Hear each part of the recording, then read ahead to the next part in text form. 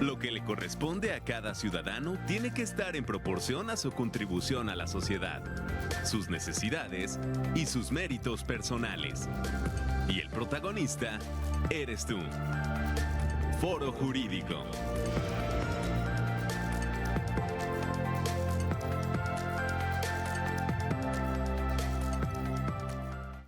¿Cómo están? Muy buenos días. Tengan todos ustedes hoy, en este día lunesito que amaneció como raro porque no hace ni frío ni hace calor. Estaba chispeando hace un momentito, está nublado, como que quiere llover, entonces está medio extraño este día. Pero bueno, aquí estamos con el gusto de siempre, contentos de estar nuevamente con ustedes en su programa de Foro Jurídico UACU, que se transmite por Televisión Universitaria, TV UAC. Estamos transmitiendo también por 89.5 de frecuencia universitaria, nuestra radio universitaria. Saludos a los que están allá en radio, que siempre nos están apoyando para que el programa salga en televisión y en radio. Gracias a todos los que nos ven y nos escuchan lunes a lunes. Muchísimas gracias por estar aquí presentes y estar al pendiente del programa de Foro Jurídico UACU. Y bueno, pues me acompaña, o yo lo acompaño, ya no sé cómo está el acompañamiento al maestro Omar Bielma. Hola Margarita, buen día. Pues siempre un placer acompañarnos mutuamente. Buen día a nuestro auditorio.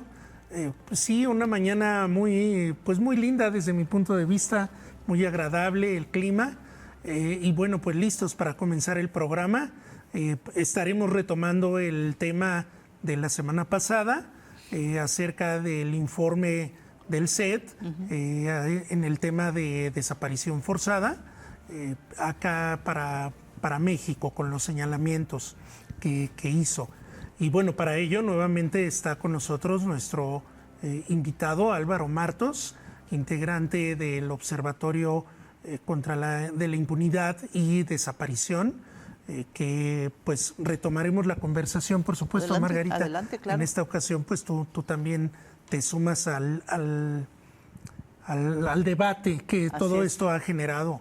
Además, bueno, pues creo que no está de más externar pues nuestra indignación, nuestra solidaridad con las víctimas, por supuesto indirectas, de este terrible acontecimiento que se dio en días pasados en la Ciudad de México, con Edith, con la desaparición y feminicidio de Edith, una mujer de 21 años, en donde, bueno, además creo que deja al descubierto pues toda una serie de omisiones, de terribles prácticas, y además el dolor, por supuesto, de la familia, de toda una comunidad ante tan terrible circunstancia.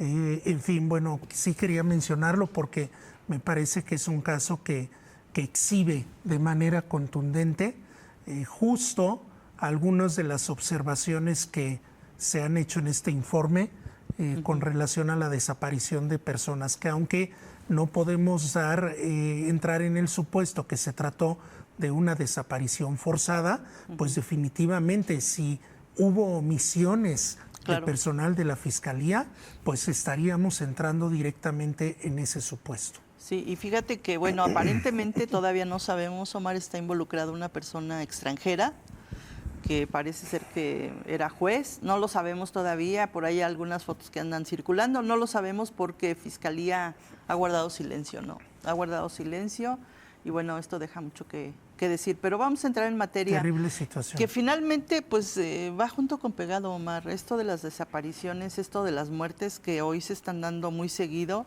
el que te citan en algún lugar ofreciendo trabajo cuando no es así y lleva a otra finalidad, ¿no? Qué triste, qué grave.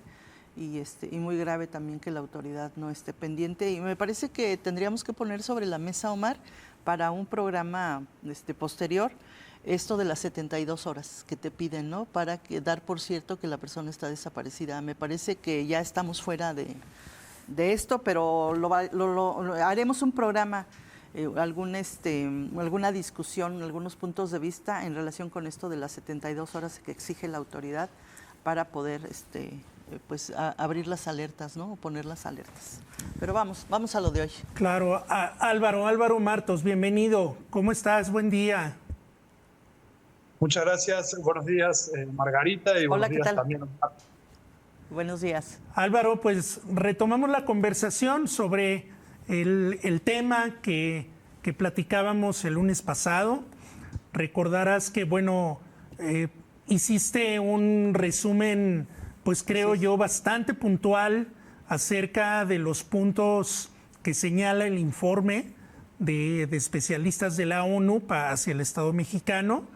Y pues justo estábamos entrando ya en la polémica que todo esto ha desatado cuando pues el tiempo del programa se agotó. Si te parece, Álvaro, pues me gustaría retomar justo donde nos quedamos, que dejamos la pregunta abierta acerca precisamente de si el debate que ha generado esta posición del Estado mexicano frente al informe del CED, pues está ayudando a resolver el problema, esta terrible crisis humanitaria de desaparición de personas, o solamente lo está desplazando, estimado Álvaro. ¿Qué podrías compartirnos al respecto? Bien, ahí básicamente la posición del Estado mexicano frente a este informe y frente a este proceso también que se viene en relación a la activación del artículo 34 de la Convención de Naciones Unidas contra las desapariciones forzadas, fue lo que más escuchamos, tenía que ver con una especie de rechazo, ¿no? Por falta de objetividad, por falta de rigurosidad. Incluso en algunas voces se hablaba de la injerencia del extranjero, etcétera. Y esas posiciones claramente no ayudan en este problema. Sin embargo, también hay que mencionarlo, el Estado mexicano tiene varias voces hacia adentro, está compuesto por diferentes órganos, y tal vez lo que escuchamos en los medios tiene que ver con una posición un poco más radical o más reactiva, y en cierto sentido también reaccionaria frente a este informe. Pero también es cierto que México históricamente, a partir del trabajo de la Secretaría de Relaciones Exteriores, pues ha tenido siempre un ánimo de cooperación con los organismos internacionales. Entonces yo creo que lo que está sucediendo hoy en día tiene que ver con justamente cómo se comunica y luego también cómo efectivamente se trabajan esos posicionamientos y se traducen en acciones concretas entre las diferentes partes que componen el Estado, ¿no? Entonces uno puede escuchar la voz de la Secretaría de Gobernación, la voz de la Secretaría de Relaciones Exteriores, la voz de la Presidencia y la voz de otros voceros del Estado, y esperemos que dentro de ese concierto o de ese coro prime la voz de la apertura, de la cooperación y de la aceptación de la asistencia de los organismos internacionales, que es lo que nos puede ayudar a salir de esta crisis en la que actualmente estamos. Álvaro, ¿no te parece, Álvaro, Margarita, y bueno, nuestro auditorio, ¿no les parece que de pronto justo en este concierto de voces, en estas voces que atienden desde distintos espacios, donde de pronto incluso hay mensajes contradictorios, donde de pronto pareciera ser que pues no hay acuerdos, ¿no? Claro. Una llamada telefónica para ponerse de acuerdo acerca de lo que se va a manifestar o a opinar? Álvaro, ¿no tendrá que ver eso también con una manera de leer, quienes estamos fuera de las decisiones en materia de política pública, de leer cómo se está gestionando hoy la violencia en nuestro país? Es decir, si bien es cierto que las desapariciones de personas ya en sí mismo representan una violencia terrible, estamos en un país donde las expresiones de violencia abundan, y de pronto tenemos ahí un ejemplo, una serie de pronunciamientos, a veces contradictorios, a veces omisos. Hablábamos justo de cómo a veces la Fiscalía es omisa en atender un pronunciamiento oportuno. Así es. Pero ¿no habla esto también de una forma inadecuada de gestionar, por lo menos en términos de comunicación social, las situaciones y las crisis de violencia que vivimos en nuestro país, Álvaro? Sí, tiene que ver justamente con las dificultades que muchas veces se presenta a la hora de coordinar la acción del Estado, ¿no? Para todo vemos que se generan sistemas nacionales o gabinetes especiales, etcétera, y esos esfuerzos tienen que ver justo con tratar de coordinar a los actores, pero muchas veces en la práctica, en la acción concreta, vemos que falta eso, ¿no? Vemos que salen voces descoordinadas, que las respuestas no están tomadas de una manera conjunta, y también vemos que las instituciones muchas veces llegan a destiempo, ¿no? Algunas un poco más rápido y otras un poco más lento, pero siempre tarde, ¿no? Entonces, eso es ese reflejo justamente de esta falta de coordinación, creo que tiene que ver con las dificultades que hoy existen en el país para poder enfrentar estas situaciones de violencia tan complejas y que requieren esfuerzos más coordinados. Claro. ¿Quieres intervenir? Yo quería preguntarte, Álvaro, si tú desde tu punto de vista lo ves como una falta de voluntad política en México, por supuesto, o como una ignorancia de parte de las autoridades, porque yo no sé si es falta de voluntad política o es ignorancia, como tú lo decías, Álvaro, la creación de una oficina, la creación de una dirección, de una coordinación, de qué sé yo, ¿no? Y me parece que esto es, vamos, este trabajo, esto que tendría que hacer la autoridad, no le reditúa, a eso es a lo que voy. Y como no me deja nada, pues ahí vamos a decir como que aparentemente hicimos esto, ¿no? Aquí está la oficina, ahí está, ya la creamos, ya esto. Pero al gobierno no le deja nada, vamos. O sea, si estamos construyendo un tren, pues mira, el tren ahí viene y se ve que viene bien bonito. Eso sí se ve ante la ciudadanía, ante los gobernados. Pero esto de trabajar para la búsqueda de las personas desaparecidas, me parece que a ellos no les deja nada. Por eso, o es falta de voluntad política, o es ignorancia, falta de interés. ¿Qué es? Ahí, por lo general, la discusión siempre está en torno a la falta de voluntad, pero también a la falta de capacidades, ¿no? Y las respuestas, como siempre, son complejas y responden a las dos, ¿no? En muchos sentidos hay falta de voluntad, ¿no? Y uno lo puede ver también en la forma en que se trata el tema en la mañanera o en la forma en que la misma presidenta aborda este asunto, y cómo ha sido su relación también con familiares de personas desaparecidas. Claro. En ese sentido uno puede ver algunas señales donde hay cierto distanciamiento o cierta lejanía de esas voces y de esas demandas, y no así con otros sectores o con otros grupos con los que sí se reúnen, ¿no? Entonces ahí existen ciertas señales, ¿no? de falta de voluntad, que bueno, luego se intenta compensar con los diálogos que existen con secretarios y personal en las segundas y terceras líneas del Estado. Y el otro asunto tiene que ver con la falta de capacidades, ¿no? México es un Estado muy, muy grande, muy diverso, y dentro de cada uno de los estados las realidades son muy diferentes, ¿no? Entonces tenemos estados que tienen mayor capacidad de respuesta frente a este problema de la desaparición, y tenemos estados que ni siquiera han armonizado la ley. Algunos cuentan con comisiones que están muy frágiles, su integración, que no tienen recursos, que las fiscalías no han modificado sus patrones de actuación para realmente investigar y buscar a quienes nos faltan, y eso hace parte justamente del complejo paisaje institucional de México, en donde se combinan justamente una falta de voluntad o una voluntad muy, muy débil con falta de capacidad o instituciones muy, muy débiles también. Álvaro, eres una persona, y me consta, que abordas el tema estando muy cerca de las familias. Es decir, tu cercanía con las familias siempre ha sido notable, y eso hay que decirlo también para que nuestro auditorio conozca un poco de tu trayectoria.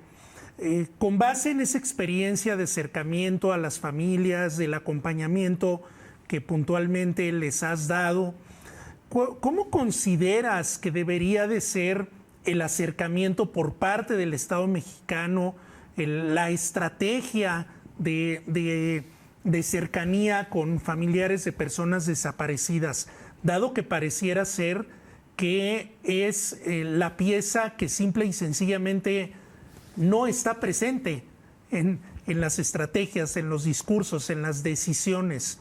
¿Por dónde tendríamos que empezar para darle a las familias el lugar que les corresponde, Álvaro?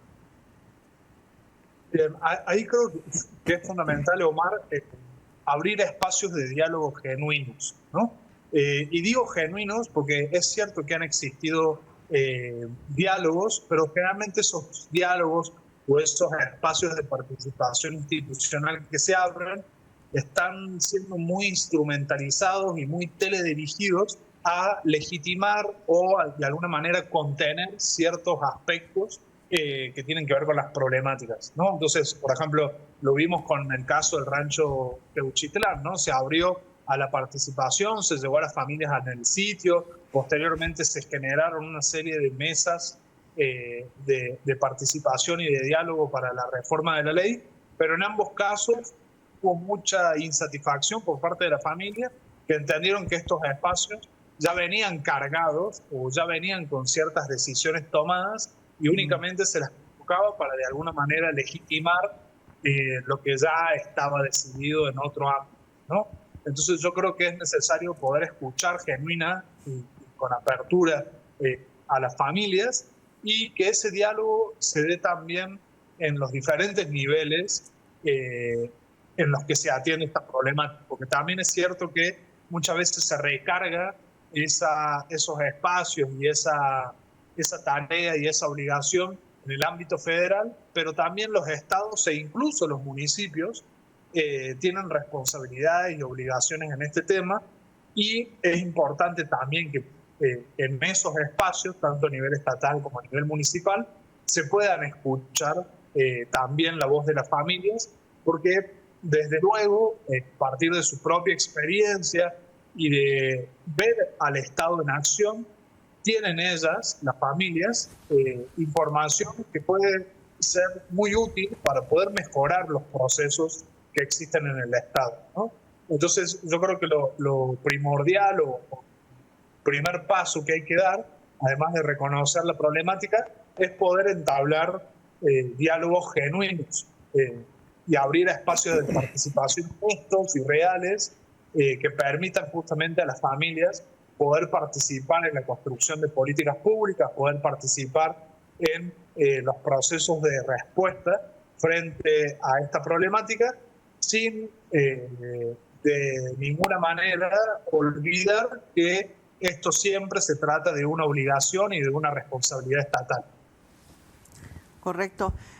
Álvaro, ahorita que estabas hablando me quedé pensando en cómo es posible que en México el mayor trabajo o la chamba en relación con esto de las personas desaparecidas la hagan las madres buscadoras, porque son las que frecuentemente encuentran lugares en donde encontramos fosas clandestinas, y ellas tienen que esperar a que llegue fiscalía para que haga el levantamiento de todos esos indicios, cuando en primer término tendríamos que apoyar a estas madres buscadoras que justamente por la situación en la que viven, pues ellas se dan a la tarea de andar en el campo, porque es lo que hacen, andan en el campo, andan en la búsqueda.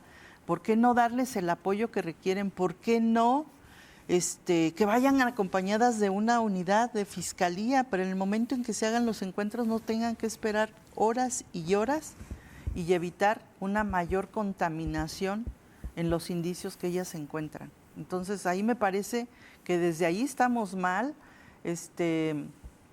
Se dice que tenemos protocolos de actuación, Omar, y pareciera que no los tenemos, o pareciera que no los conocemos.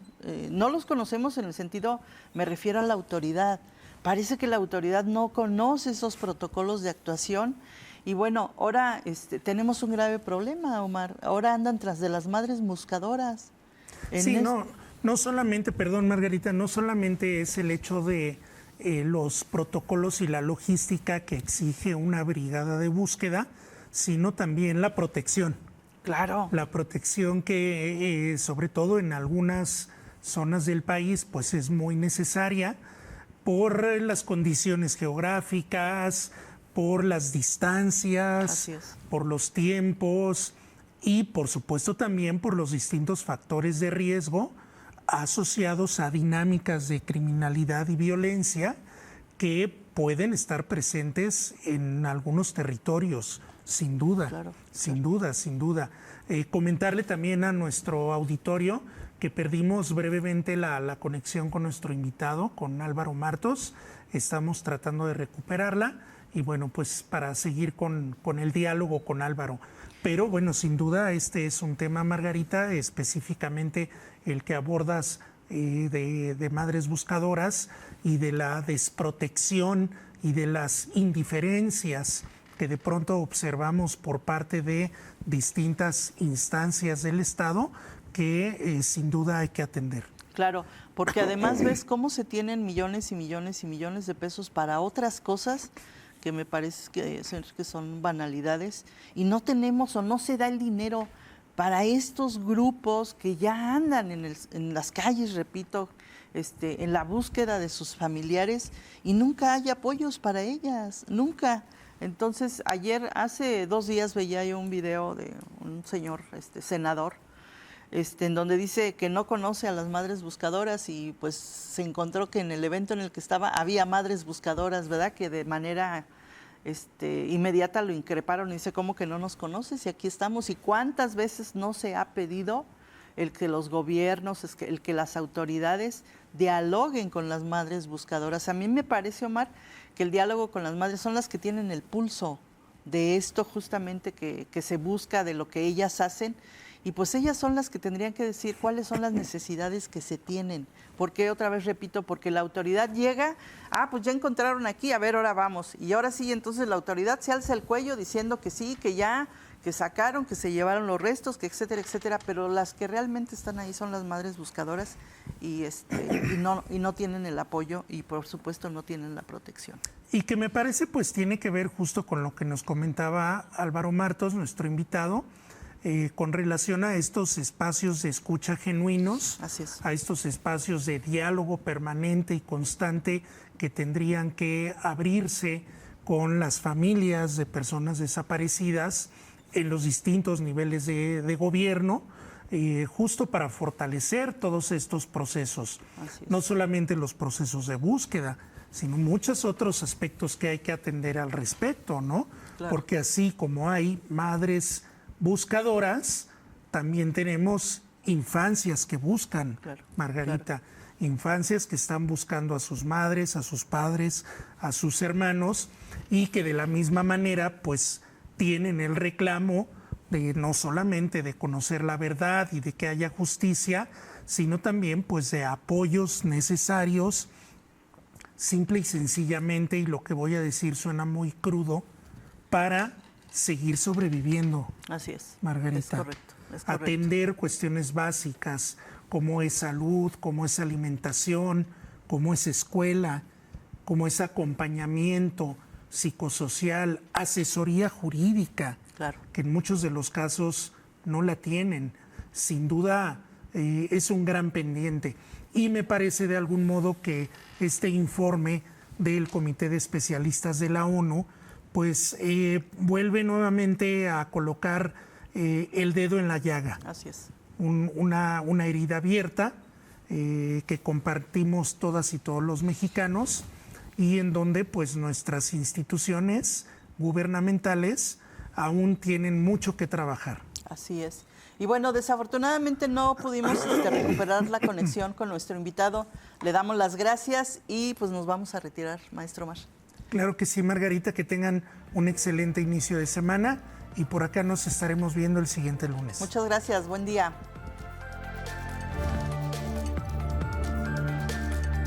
Lo que le corresponde a cada ciudadano tiene que estar en proporción a su contribución a la sociedad, sus necesidades y sus méritos personales.